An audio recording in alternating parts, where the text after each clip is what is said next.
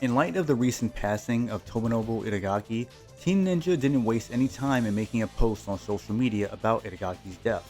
But before I continue, I want to extend my condolences to Itagaki's family and friends, and may he rest in peace.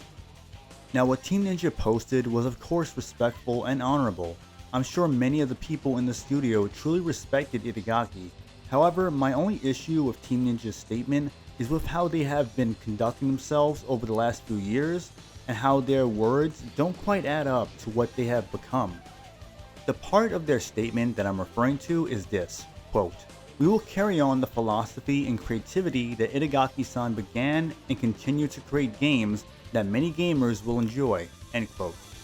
Now, the reason why I take issue with this part of their post is because it's contradictory to what Team Ninja has actually been doing with their games. I don't think they have been carrying the philosophy and creativity that Itagaki began. However, that's not to say that none of their games are lacking in quality, but most of their games as of late have been trying to follow trends and adopt Western ideals that the old Team Ninja simply would not have adopted. Itagaki made it known that beautiful graphics, challenging and rewarding gameplay, responsiveness, visually striking characters, games being a medium for entertainment, and making a finished quality product is what he focused on, and it was apparent in the Ninja Gaiden and Dead or Alive games he and his team made before he left Koei Tecmo and Team Ninja in 2008. After Itagaki left, Team Ninja's follow-up to Ninja Gaiden 2 was less than stellar.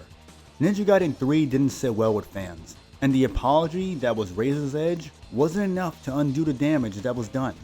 But the real kicker was Yaiba Ninja Gaiden Z.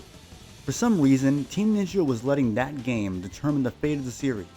And yeah, Yaiba was a bust. As for the follow-up to Dead or Alive 4, it fared better than Ninja Gaiden 3 for sure. And Dead or Alive 5 was a great follow-up to DOA 4.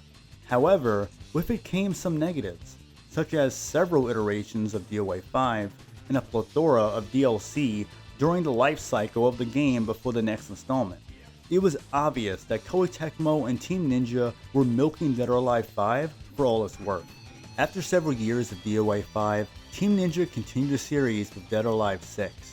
While at first it was great to see that the series was finally getting another entry, but it turned out to be an entry that many fans would have liked to forget. While visually stunning from a graphical perspective, there were several issues with DOA 6. The egregious DLC was present. Unlocking and purchasing in-game items was made into a grind fest. Gameplay was dumbed down, and the default costumes for the female characters were clearly made to appease snowflakes. It was apparent that Dead or Alive 6 was turned into a neutered disappointment that felt like it was rushed out the door. Team Ninja decided to cater to non-fans of Dead or Alive. They wanted to appeal to tourists, wokies, and Evo pedos. The first hint of this was years ago in 2015, when Dead or Alive Extreme 3 was not coming to the West due to cultural differences according to Koei Tecmo, which this topic was my first rant video by the way. So Dead or Alive was unfortunately another victim of publishers and developers caving in to woke weirdos, and this type of philosophy did DOA 6 no favors, and things unfortunately progressively got worse. Team Ninja eventually decided to hop on the Dark Souls train with Nioh.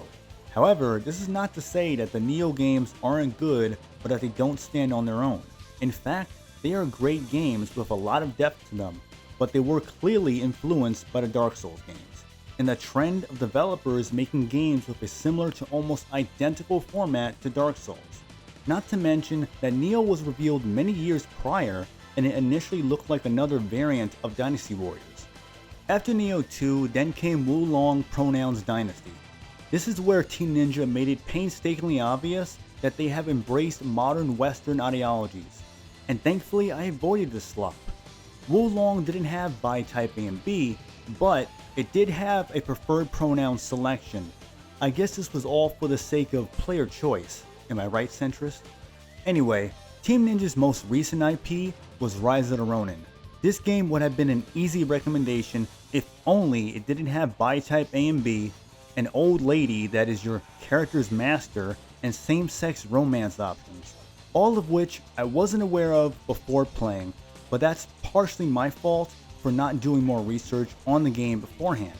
Aside from all that, Rise of the Ronin is a very good game, but the wokeness is a problem and ultimately is another Souls-like kind of game at the end of the day. This is why I won't be excited for a sequel unless it has male and female selection and no other wokeness sprinkled in.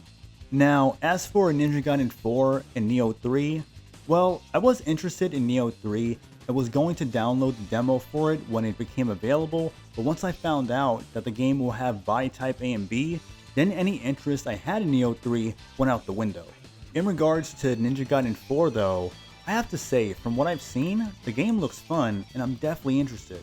However, like I do with many modern games, I'll wait and see if there's anything alarming since modern Team Ninja clearly can't be trusted.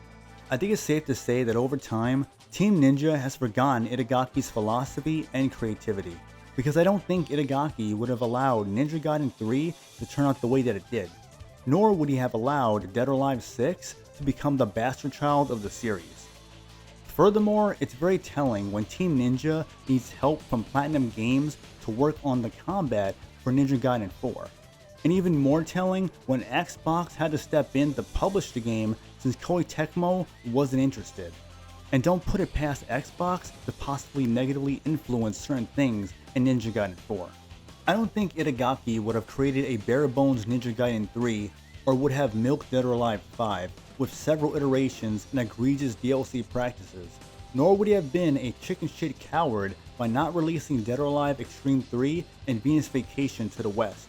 And he wouldn't be chasing trends by focusing on Dark Souls clones while ignoring key franchises. Additionally, Itagaki didn't strike me as the type to believe in all that pronouns and body type bullshit. He clearly was a guy who stuck to his guns and was unapologetic, which is something that can't be said for many developers nowadays.